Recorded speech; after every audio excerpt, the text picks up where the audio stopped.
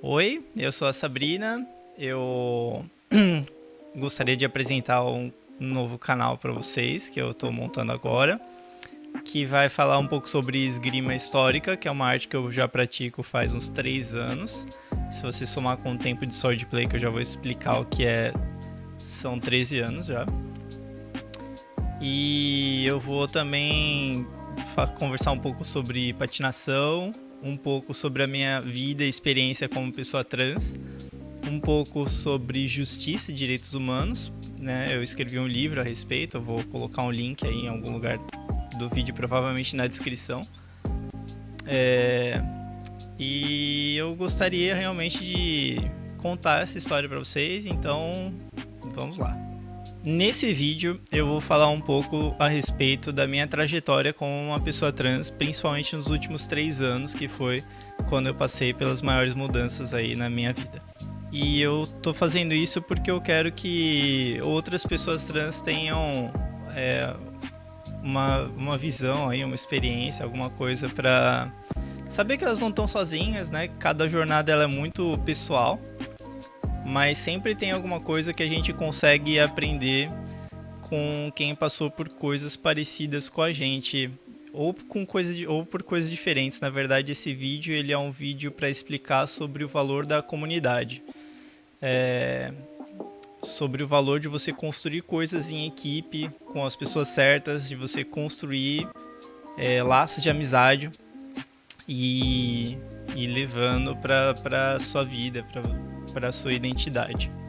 Desde criança até o começo da minha transição, que foi em 2019, no finalzinho de 2019, eu sempre fui uma pessoa bastante conformada, assim, com os papéis de gênero que a gente vai levando meio que no automático, porque foi a única coisa que ensinaram pra gente, né? Eu fui ver, ouvi falar da primeira pessoa trans na minha vida já durante a universidade, né?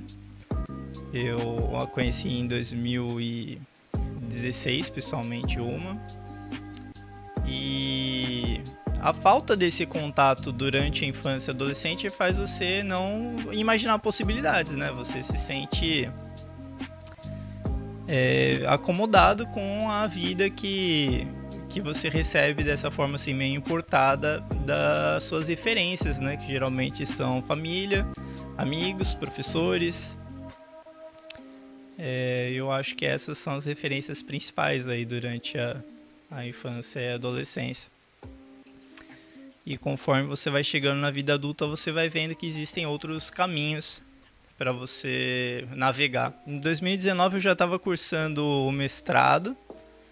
Eu tinha sofrido durante a graduação, em algumas épocas da minha vida, na verdade, com um sentimento doloroso assim de inveja de algumas meninas específicas da minha vida, e que eu tive muita dificuldade de processar aquilo, porque é uma coisa que as pessoas não ensinam a canalizar. Na verdade, a inveja de maneira saudável.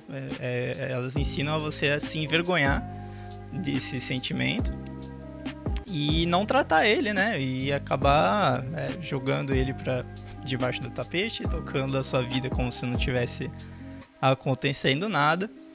E isso me levou a uma crise psicológica séria em duas crises, né? Uma em 2015, que eu tentei lidar estudando para a prova da OAB, para tirar 10. Não consegui porque fiquei doente 10 dias antes, né? Fiquei internada no hospital. Foi bem difícil. E saí do hospital pro dia da prova.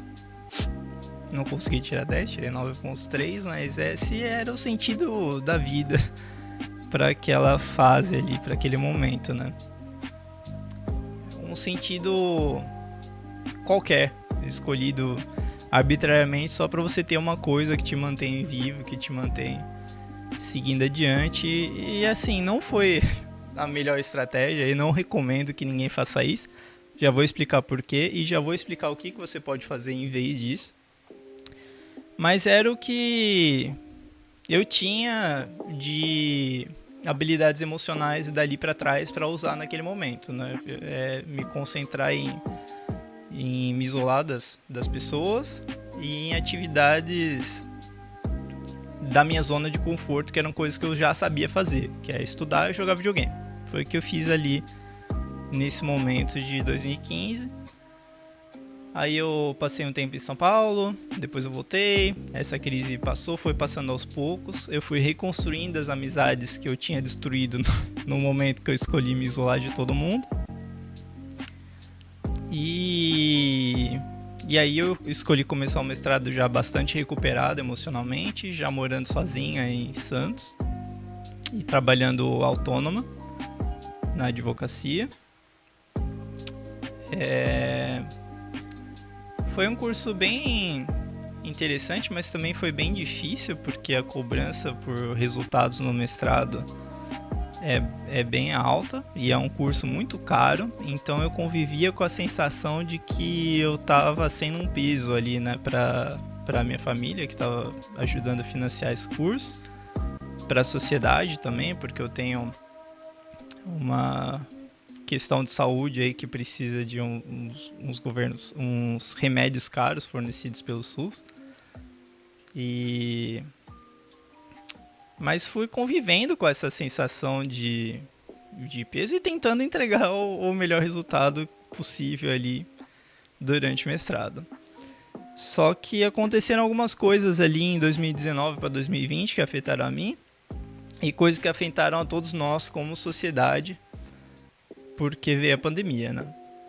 Mas um pouquinho antes da pandemia, em novembro e dezembro de 2019, aconteceu uma briga muito emblemática, assim, contra um amigo meu, ainda meu amigo, mas que nessa época estava dando uns problemas, porque a gente frequenta o mesmo grupinho de final de semana, e ele tava um pouco ranzinza, assim, nos últimos meses e tal. E eu tava muito alegre nessa época e não tava batendo uma coisa com a outra, então ele tentava ficar me colocando pra baixo e tudo. Aí a gente brigou e eu resolvi, porque eu já tinha tentado todo tipo de conversa, de solução diplomática, né, da amizade, nenhuma resolveu. Eu resolvi brigar fisicamente mesmo. Foi bem breve, ninguém se machucou. Mas foi a primeira vez que eu usei a força para resolver um problema na vida, porque eu sou uma pessoa que geralmente foge dos conflitos, né? E quando isso aconteceu, em novembro de 2019, caiu essa ficha de que eu estava fugindo dos conflitos da minha vida e estava vivendo uma vida diplomática, assim, para agradar as pessoas que estão em volta e não causar problemas, né, para ninguém. Então, naquele mês específico ali, dezembro, de janeiro de 2020, ainda antes da pandemia, eu saí procurando encrenca na minha vida, né? Procurando coisas que eu estava fazendo para agradar os outros para começar a fazer o contrário. E uma das coisas que eu encontrei foi o meu nome, que eu não gostava muito dele. Gostava, mas não gostava, entende? Eu não sentia aquele brilho, eu tava meio conformado, é o nome que me deram, foi sempre assim, então não via necessidade disso, mas depois dessa briga eu parei pra pensar nas coisas que podiam ser diferentes, eu falei, não, eu vou ficar com o meu nome preferido desde 1998, né? Desde a época de Pokémon e tal, primeira temporada. Eu vou escolher o nome Sabrina, né, que é o meu nome preferido, eu gosto muito dele, tem a ver com um rio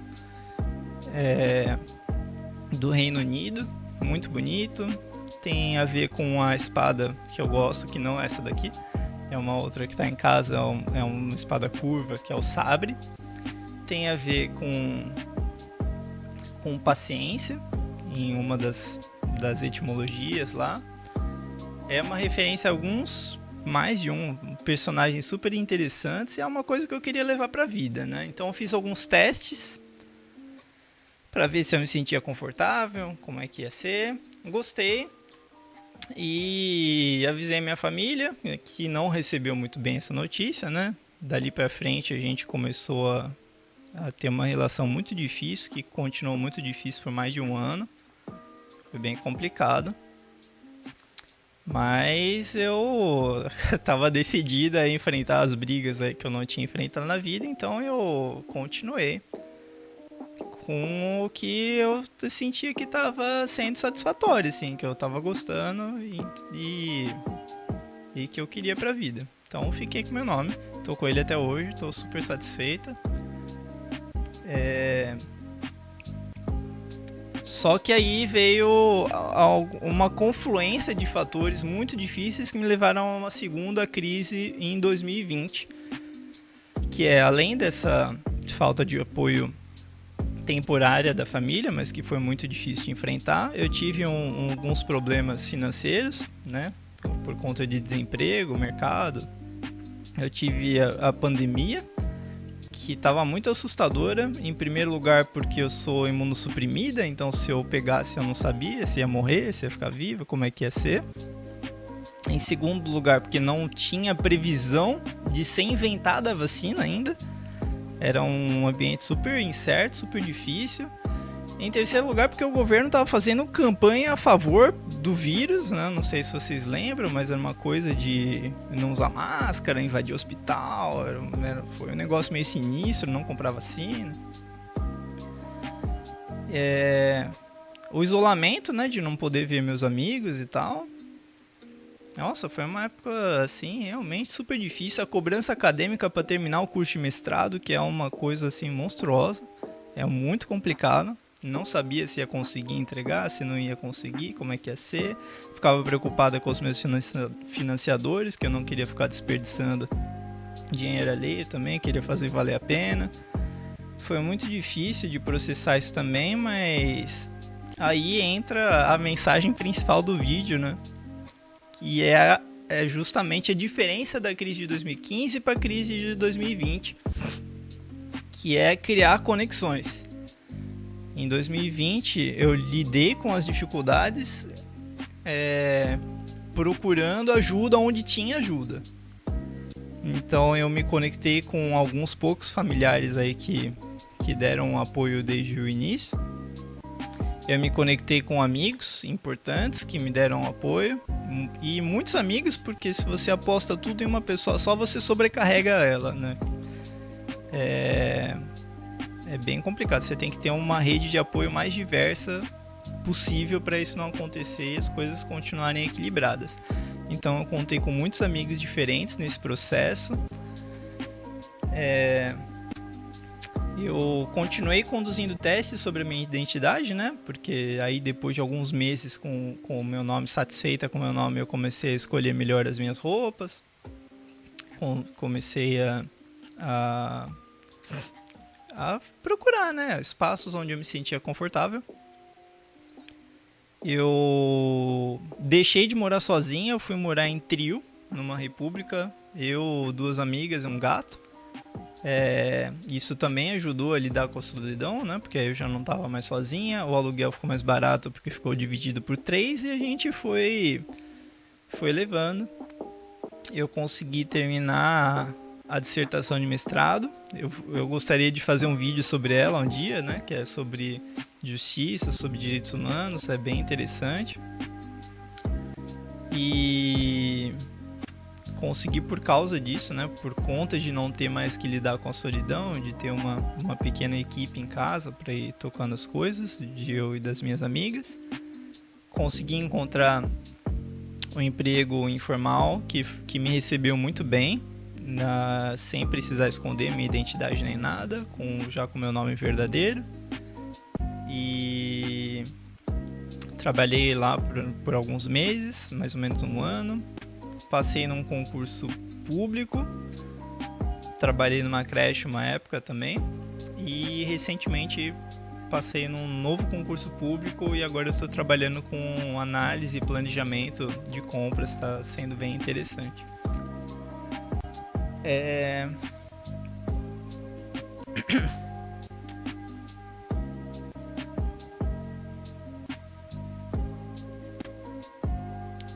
Em 2021, que eu já estava morando com as minhas amigas e já tinha terminado de entregar a minha tese de mestrado, que foi ali no comecinho, foi em fevereiro, março, já estava pronta. E eu já tinha o meu emprego provisório, já faz um tempo, inclusive, porque eu consegui em 2020.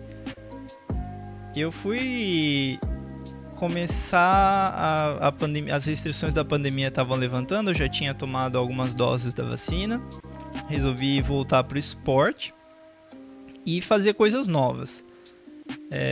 Nesse primeiro momento de 2021 eu fiz sozinho, então eu andei um pouco de patins, eu voltei para o meu grupo de espadas e eu tentei fazer alguns exercícios de flexibilidade em casa. Eu providenciei uma bicicleta para andar de bicicleta bastante, eu gosto de bicicleta. E fui fazendo essas coisas. A gente se mudou algumas vezes.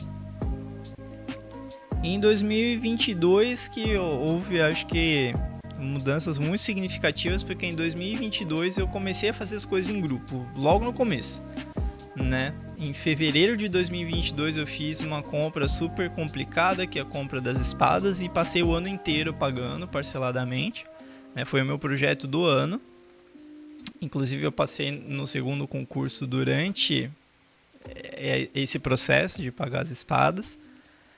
Mas foi uma mudança muito positiva na minha vida, porque você está se comprometendo com a sua arte, né? Eu já lutava com espadas de borracha desde 2009, então é uma coisa que eu sabia que eu não vou abandonar, porque eu já estou fazendo faz muito tempo, e se fosse para abandonar, para ficar cansado, eu já teria abandonado antes.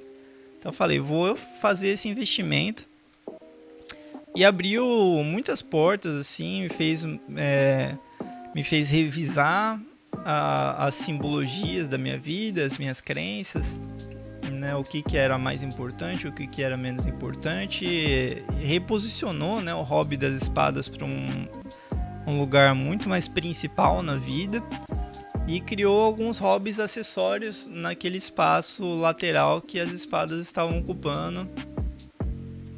E eu tentei tirar o planejamento de carreira e aproveitar um pouco a estabilidade para me dedicar à vida esportiva e à comunicação. É por isso que eu tô aqui fazendo esse vídeo, para me dedicar à minha comunicação, para passar a mensagem que eu quero passar para o mundo.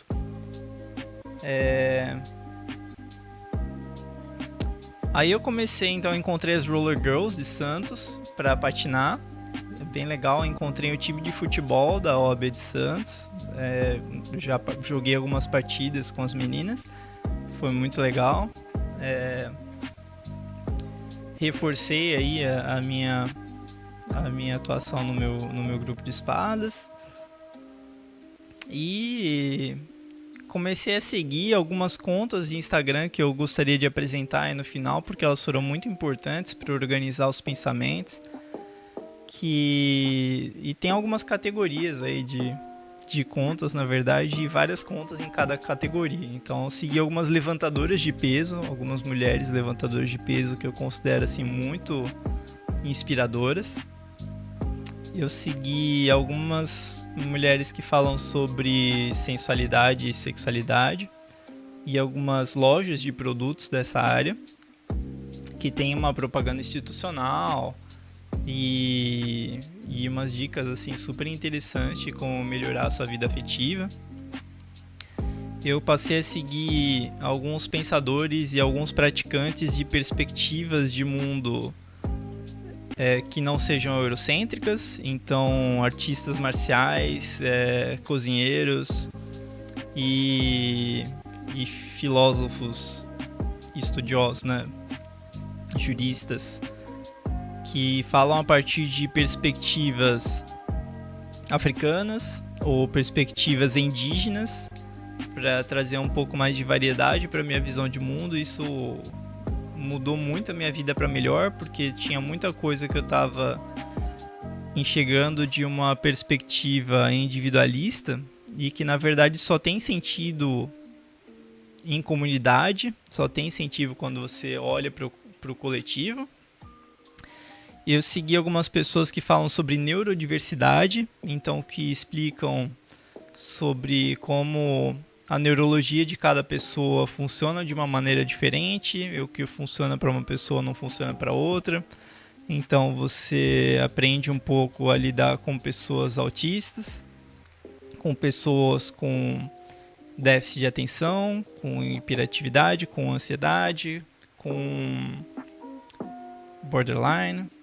E você percebe e aprende que esses esquemas de pensamento, quando eles estão num ambiente adequado, que valoriza as forças e que minimiza as fraquezas, são pessoas que oferecem uma perspectiva muito diferente e muito inovadora sobre o mundo.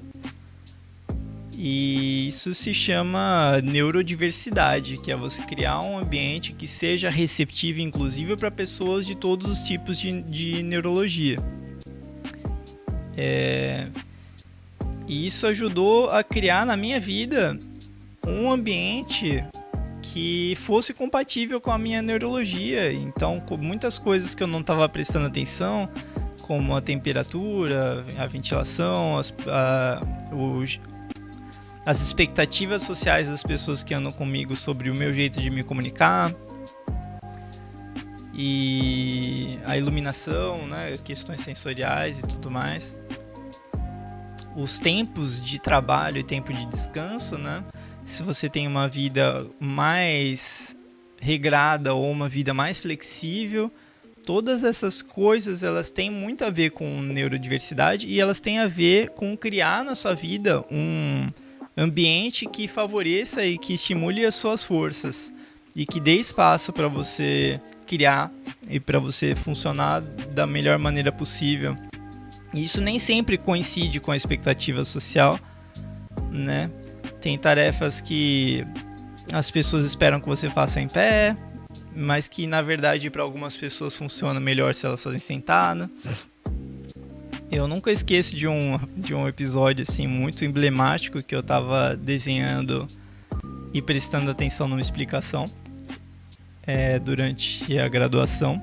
E aí eu fiz uma pergunta, a professora ficou muito brava, assim, brigou seriamente comigo ali, porque se sentiu desrespeitada. Mas o que eu estava fazendo ali era, na verdade, criando um ambiente que me permitisse melhor entender o que ela estava fazendo, porque o meu cérebro, ele é uma neurologia que pede criatividade, que pede movimento, que pede ação. Então, quando eu desenho ao mesmo tempo em que eu presto atenção na explicação, eu consigo fazer com que o meu cérebro ele esteja em atividade e aproveitar essa inércia para entender o que está sendo explicado. E é uma coisa que a expectativa social não entende. Ela espera que você assista a aula sentado, em silêncio, olhando para frente, de preferência nos olhos da pessoa que você está escutando, o que também é complicado para algumas pessoas autistas, porque é super desconfortável. Então, aprender sobre essas coisas eu aprendi nas páginas que falam sobre neurodiversidade a partir da perspectiva de pessoas neurodivergentes que criam conteúdo sobre a vida, um conteúdo autobiográfico sobre a vida delas e que me serviu em muitos aspectos para a minha vida, porque eu tenho muito em comum com essas pessoas.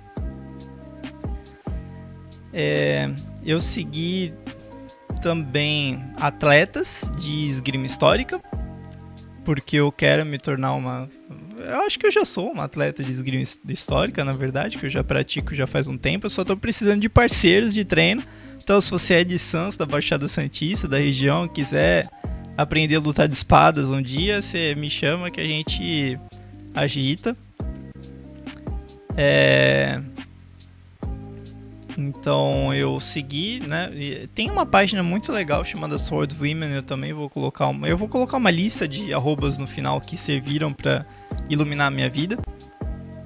E com certeza esse arroba vai estar nessa lista, que é uma página que linka para várias outras mulheres atletas de esgrima histórica. Então eu consegui achar muita gente super inspiradora nesse processo, foi bem legal. E o restante das referências eu vou colocar então nesse quadradinho aí no fim do vídeo para que vocês possam dar uma conferida nessas páginas e ver o que delas pode acrescentar na vida de vocês. Aí eu queria falar um pouco nessa segunda etapa sobre como funciona uma transição de gênero. Ou como pode funcionar, porque tem muitas maneiras diferentes de você conduzir uma transição. Se você sente essa vontade, se você sente essa necessidade. E o primeiro passo é você fazer experimentações, né? É você indo fazendo uns testes e vendo o que reflete a sua personalidade verdadeira, o que faz sentido para você, o que você se sente bem fazendo, expressando, comunicando para o mundo. Então, tem várias coisas que você pode fazer num grupo que pode ser pequeno, pode ser uma pessoa, 2 pessoas, mas é bom ter alguém por perto para você ir vendo como você reage ao olhar do outro. Que seja um olhar acolhedor, né? Que seja um olhar que busque te compreender. Então você pode testar um nome diferente, você pode testar novas roupas, você pode testar novas maneiras de você falar, de você se comportar, você pode testar maquiagem, você pode visitar espaços tradicionalmente do gênero com o qual você cogita estar se identificando, né? Que você ainda tá nessa reflexão, e você pode mudar assim nesse processo quantas vezes você achar que precisa para você se entender melhor. E mesmo depois que você se entende, você pode perceber que a sua vida é a mudança e continuar a mudar para o restante da vida. E eu já vi isso acontecer, né? Algumas pessoas que têm uma identidade bem fluida e que estão sempre se transformando, isso também é possível. Ou alternativamente você pode chegar a uma identidade mais cristalizada, assim, mais sólida, e pensar, para a vida eu quero uma coisa mais ou menos assim. E aí você começa a conduzir etapas de transformação da sua vida. Uma coisa que é muito importante é você estar em segurança no momento em que você for assumir publicamente a sua identidade de gênero, porque as pessoas nos surpreendem, elas nos surpreendem para melhor e às vezes elas nos surpreendem para pior. Então às vezes você pode se colocar numa situação muito complicada se você não tiver uma estabilidade financeira, se você não tiver pessoas com quem você pode contar. Então é isso. O primeiro lugar é você construir uma estrutura, você arrumar uma fonte de renda confiável, você encontrar pessoas que te apoiam aos poucos, e você ir construindo uma pequena comunidade para em algum momento você estar fortalecido o suficiente para tomar a decisão de levantar os conflitos da sua vida, né? Porque quando você assumir a sua identidade de gênero, é possível, às vezes não acontece, às vezes acontece, que você levante muita resistência das pessoas que estão à sua volta, que pode ser uma resistência no trabalho, pode ser uma resistência na família, pode ser uma resistência nos seus grupos de amigos. E sem um sistema de suporte grande, que se der problema aqui eu tenho como contar com o outro ponto de apoio, você fica numa situação muito difícil de você precisar enfrentar o único ponto de apoio que você tinha sem nenhum outro para te dar essa força. Essa situação muito complicada, e convém que você então planeje essa atitude com cuidado para não se colocar nela. Depois que você construir a sua identidade e você tiver um sistema de apoio com o qual você consegue contar, você então pode assumir as características que você quer para sua vida publicamente. Então, o seu nome, a sua expressão de gênero, as suas roupas. Você pode considerar fazer uma depilação a laser. Eu considero importante. Fiz bem depois do nome, que eu acho que foi o ponto mais fundamental de todos, né? Porque foi o começo e é o que eu mais sentia necessidade de mudar. Mas no meio do processo foram aparecendo outras coisas que eu queria mudar e eu fui mudando aos poucos, né? Eu fui mudando as minhas roupas, eu fiz essa depilação a laser, eu mudei a minha dieta bastante, né? Pra conseguir ter um corpo no qual eu me sinta mais confortável.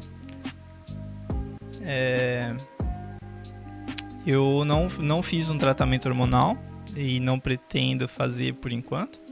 Talvez isso mude, talvez isso não mude.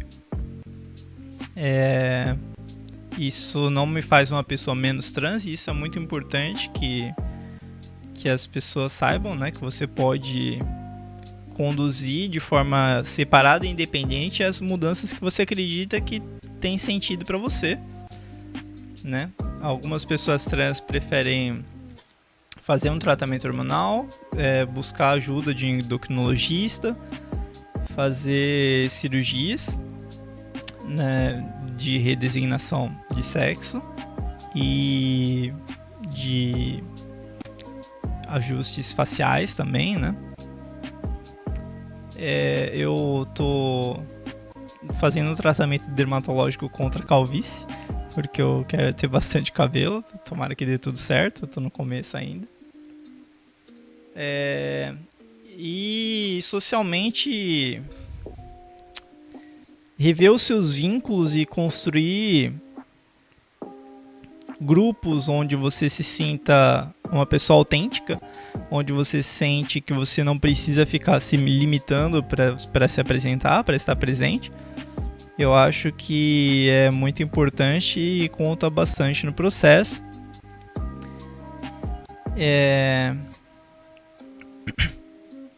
Então é isso, eu desejo a todo mundo que está assistindo esse vídeo, independente de você ser uma pessoa transgênero ou uma pessoa cisgênero, independente de ser uma pessoa binária ou uma pessoa não binária, que você possa estar em sintonia com aquilo que você com aquilo que você é e com aquilo que você quer transmitir, que você quer comunicar para o mundo,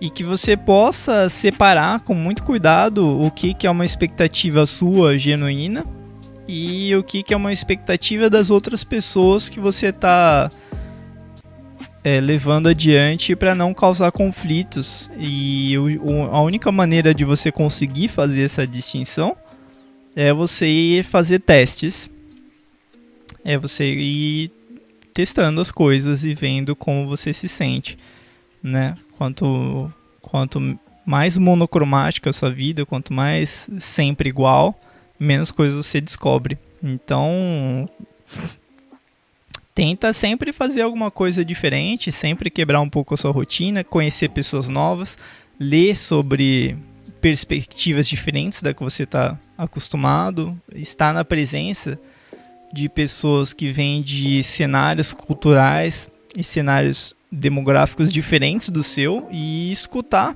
o que essas perspectivas de vida que não são a sua e que você nunca viu e que você não está familiarizado, elas têm a dizer sobre as vidas delas, porque você nunca sabe quando, nesse processo de conhecer coisas novas, você encontra uma coisa que faz sentido para você e poderia estar na sua vida e você só não colocou porque você não sabe que a coisa existe, né? Ou não sabe como ela funciona na prática, porque sempre manteve distância.